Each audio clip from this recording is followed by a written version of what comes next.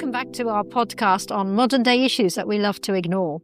And the topic we're going to be talking about today is bereavement. And that is a topic in the UK that we do love to ignore. It's a very hard time in so many people's lives. Then we have the funeral and then that's it. People are left to struggle on their own. And we don't really seem to have the mechanisms to know how to properly negotiate grief following bereavement. But today we've got Abba Abbaszadi with us. Thank you very much for joining us. And Abba is going to be talking about his own personal experiences of grief and how he processed, how he maintained his own well-being, and how he coped with some very difficult mental health issues going through those times. Now, Abba, you're from Iran. Yes. Correct. So in Iran, do people process grief following bereavement differently? Or I would say it's a lot more high scale efforts in terms of when someone passes. It's a bigger event. Yes. As a whole, it's more traumatic because there's lots more crying. Yeah. Typically from is that traumatic or is that healthy and releasing? I think it's healthy and releasing, yeah. So yes. I've always said to myself, for the 10 times that you laugh, it's good to cry every now and then. Absolutely. It's hard for a man to admit that, but essentially that also helps with grief. In my 40 or so years, I've faced quite a bit of trauma over the years. And so I think you need a good balance of, I would say, more happier times, obviously, for good mental health. But,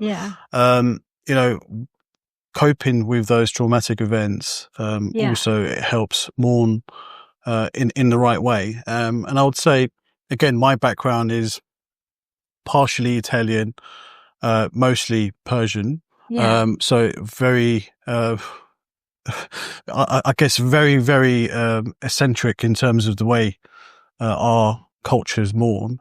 Yes. And so, yes, for me, it's been a learning curve how I've dealt with trauma and mourning over the years. Especially in the UK culture. Yes, correct. And especially over the last few years. And, we've spoken off camera before about some of my recent experiences, and obviously going through COVID, had some traumatic events there in terms of losses and mourning the family that at that particular time.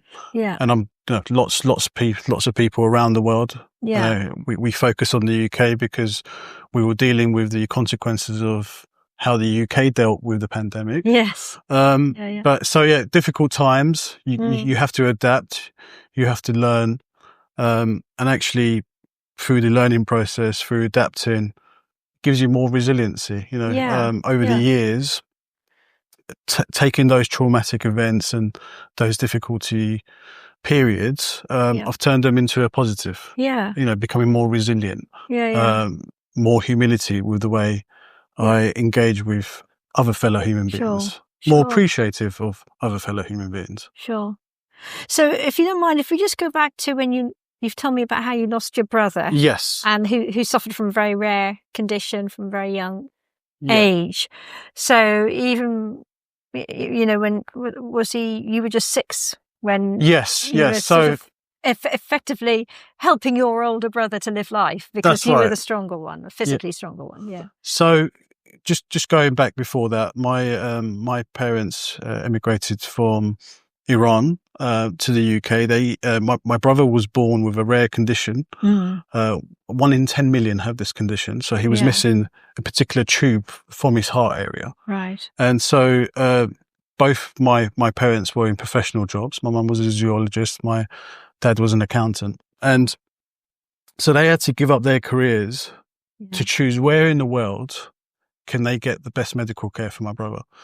And so when I was 6 and my brother was 8, we moved to the UK. They had the choice of the US or the UK. At the time, I think the UK had the better consultants regarding his condition. And Great Ormond Street Hospital, which is a fantastic hospital, looked after him throughout all those early years. And so he had a small tube put in his heart at a very young age. And when he approached teenager age and early adulthood, they had said to him, you need to replace that particular tube to live a long life into the future. So it was a tough decision for the family and him at the time. Yeah. He was trying to cope with the potential risks of this big operation. At the time, they said to him the operation had a 5% risk of death. So he had to really consider his options, Any percentage of death, obviously, through any operation is always a risk. So as a collective, as a family, we decided, that was the right thing. He was happy to go ahead with that. And actually, so he did the operation, and he survived the operation. So risk-free. And then subsequently, what happened in the next few days after that? And then just before I explain what happened, what essentially happened to him, why it was so traumatic for me as a brother, because not only was he my brother, but he was also my best friend. Yeah. And so, if you looked at him, he looked normal. You wouldn't know there was a problem with him. But actually, as a slightly younger brother, I had a self of duty to look after him. Yeah. So I would always want to look after him because I knew he had an underlying heart condition. So, and was some of that influenced by your Persian culture? Is there more of a sort of? I think it was just brotherly love, to be honest with you. And as you know, if you've got a sibling and that sibling is not quite 100%, you would want to look after them. And because I saw how much treatment he had over the years, I felt like a duty to look after him. Probably mentally, he looked after me over the years, and so it was a good relationship. And so, going into his operation, he survived his operation okay, and then the few days after the operation, with any open heart surgery, there's usually a side effect is water around the heart. And so he had some discomfort, and over the next few days, they had to take the water out around his heart. And during one of the particular days, he was in a lot of pain. And actually, I went to see him once during those 8 days, and seeing him with all these tubes connected to him was traumatic itself. Seeing your brother connected up, almost like Terminator or RoboCop. It was terrible. But I knew he was recovering, and he would call me every couple of days. And then on the 8th day, which I wasn't aware of at the time, he had some issues around, again, water building up around his heart. And the doctors gave him some medication via injection. One of the particular mixes of injections that they gave him was, they said to him, within 5 minutes, you're going to feel the pain go around your heart. And so when they gave him this particular mix of medication, exactly after 5 minutes, he had a heart attack and passed away. So it was traumatic for my mum. At the time, was your mum with him at the time? My parents were both there. Okay. And for me, what makes it, and I'll talk about how I overcame that over the next few years, because it was traumatic for the whole family. But essentially, what gave me some level of comfort was he died at 2 a.m., roughly 2 a.m. I had finished work. I was working for a reputable restaurant chain as a manager at the time with a couple of friends. Part-time, I was at university as well. And what we would typically do is finish work and have some enjoyment. And at the time, 20 years ago plus, there used to be 24-hour snooker clubs were a big thing back then. So we went to the snooker club on the night or on the early morning that he passed away. And we set up the balls. I was just about to play, and I had the most level of discomfort I've ever faced. Sick to my bones. And I said to my two friends, I said, I can't play. And I didn't know why. I didn't even know he was in a bad situation. Nauseous, wasn't it? I just felt really sick. And actually, like, I just couldn't play. So I said to him, can we go home? So we went home. It was around 2:30 in the morning. and then I think that experience itself, and I'll explain why I think it's helped me cope with his loss somewhat. Around 6:30 a.m., I had one of my parents' friends knock on the door. And like the teenager I was, when I got home at 2:30, I just went and slept on the sofa. And so 5:30 in the morning, someone knocks on the door, and it's my mum and dad's friend. And he's like, "I need to go and see your brother at hospital." And I was thinking, my God, why is he knocking so early to go and see? So half asleep, I rang the hospital. My parents were staying at the hospital. So I presume the friends knew that there were potential complications, or I think some of the key friends around my parents knew what had happened. He knew what had happened, but he didn't want to tell me at that particular point that he was going to take me to the hospital. Okay. And my brother had passed away. And so I rang the hospital and I said, "Can I speak to my parents, please?"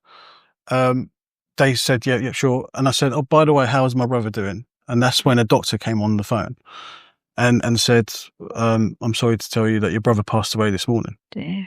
And that's when my whole world just completely dropped at that particular point. Of course. My, the friend of my parents, he came in, he saw what condition I was in. He was also at that point really upset. And that journey, I'll just never forget that journey, going to the hospital and you know. When you got to the hospital, were you able to say goodbye to your brother, even though he I wasn't. Actually passed? No, I wasn't. So that was one of the things, because over the 8 days from operation to recovery, I had spoken to him a couple of times over the phone, and I had seen him once, but instantly you feel regret.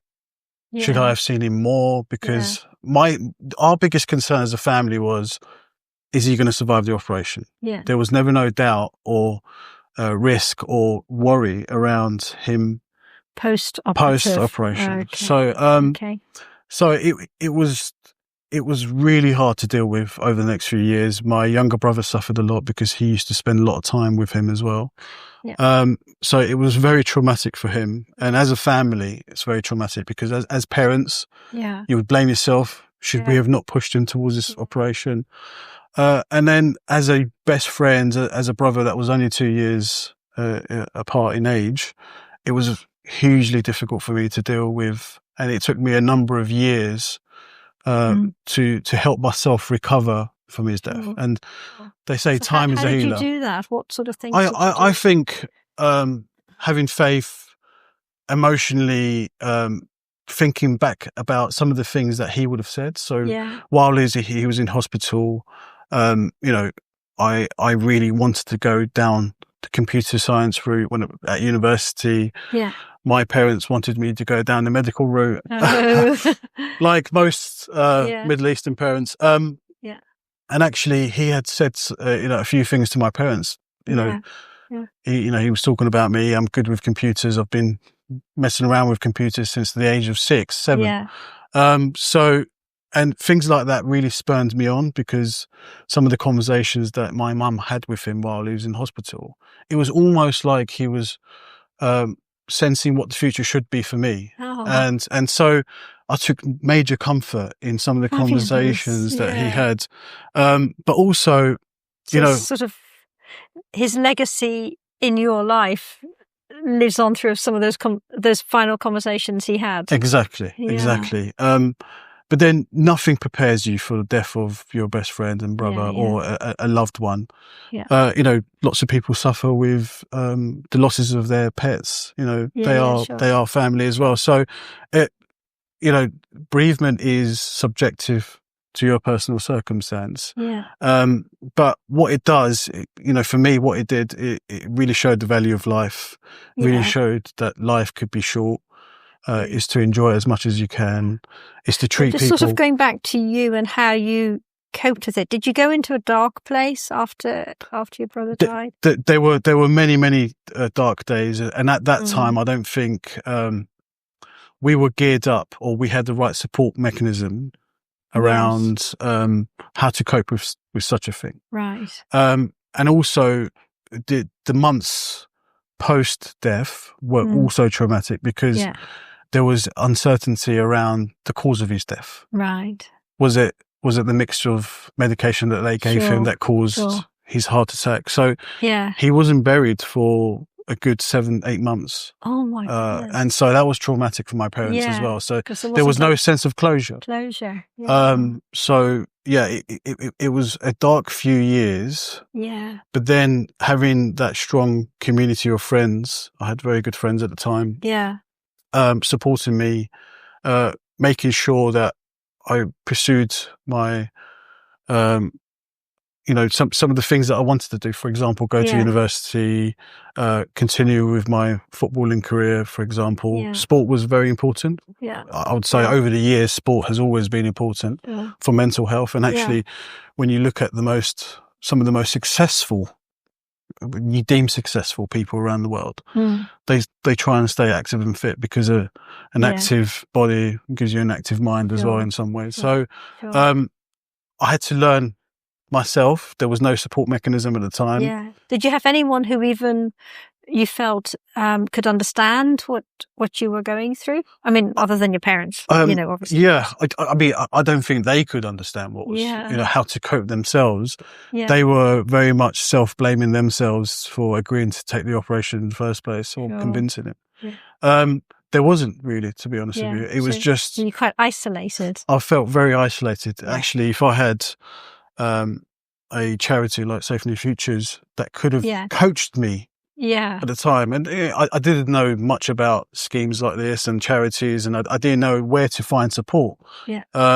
So it was very much just keeping my eye on what I want to achieve personally. Yeah. How do I cope? How do I stay on top of having good friends around me that support me? Yeah. There were good friends, and they are still good friends today. Yeah. Lots of them still comment on, and actually his funeral 7-8 months later, it was a scene out of Armageddon. Yeah. Rain, honestly, it was the most horrendous rain. Oh no. 60-70 people at this funeral, all, it was horrendous. It was just like the most fitting end to someone that was really well respected and trusted amongst his friends and community as well.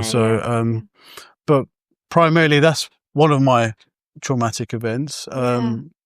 Oh, thank you for being so honest and open with us, Abba. I hope that you being prepared to talk about the loss of your brother will make it less of a taboo subject for other men, particularly. I think women find it easier to talk about matters like that are difficult and hard, that make us vulnerable. Yeah. I don't know if that's your experience too, that the men are sometimes less likely to open up and prefer to just keep it to themselves, I suppose. Absolutely. I mean, just in general, whether it's myself or whether it's, the male friends that I have, we are more closed in terms of emotions. Yeah. And so, we're very black and white. Yeah. But actually behind the scenes, there's lots going through our heads. And actually, you're right.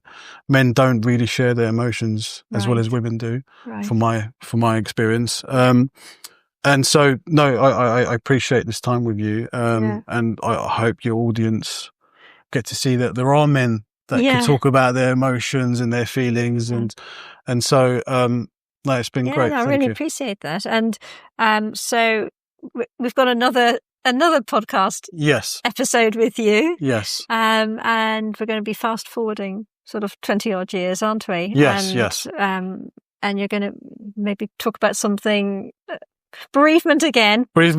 About the other end of the life spectrum. So, and I think, just generally, mental health is a sliding scale. Yes. There's good and bad. Obviously, there are times where your mental health is the best it can be. Something good happens in your life. You know this subject 10 times, 100 times better than I do. But, there are lots of good events throughout my life that have helped my mental health to be in a positive scale. Yeah. While there have been other events that have, really affected my mental health in a negative way. Sure. But every experience, whether good or bad. Yeah. And I think sometimes if you live the sheltered life, when a disaster does happen, you suffer more. Yeah. Rather than you're not prepared. You're not prepared. Yeah. So the more difficulty you go through life and the more traumatic events you go through life, it makes you more resilient. Yeah, sure. In a lot of ways. So, sure. While some of these subjects like bereavement is difficult to talk about, it's also, it's a positive thing because it makes you resilient. Yeah. Makes you appreciate life, makes you appreciate fellow human beings. Yeah. And that's what I think everyone needs to do at this present time, especially with what's going on in the world. So, so just sort of your closing words of advice so you were 18 at the time. Correct. So for other young men, 18-year-olds now who are perhaps experiencing loss, grief in any number of different ways, what would your advice to them be? I would say seek help. I think the country is much better set up nowadays. Yeah. With charities like yours. Yeah. Fantastic. So I would say don't suffer alone. Yeah. Seek help. Not everyone's going to, especially in today's world where youngsters are connected via social media and their mobiles. I'm talking like I'm 150, but back then it wasn't so connected. The world wasn't so connected via digitally. And so I would say that's a positive and a negative thing. Yeah.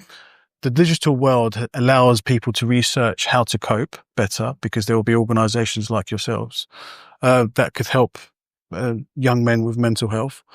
But I would say don't suffer alone. Make sure you do get help. Make sure you do find organizations like Safe New Futures that could help you recover and coach yourself, coach your brain on how to be more resilient and cope with the loss of your loved ones or the loss of your dream job or the loss of your pet, for example. So whatever your personal circumstances are, seeking help and dealing with it rather than suffering alone is always my number one advice. Oh, well, thank you. And actually, that's something we find on our programs.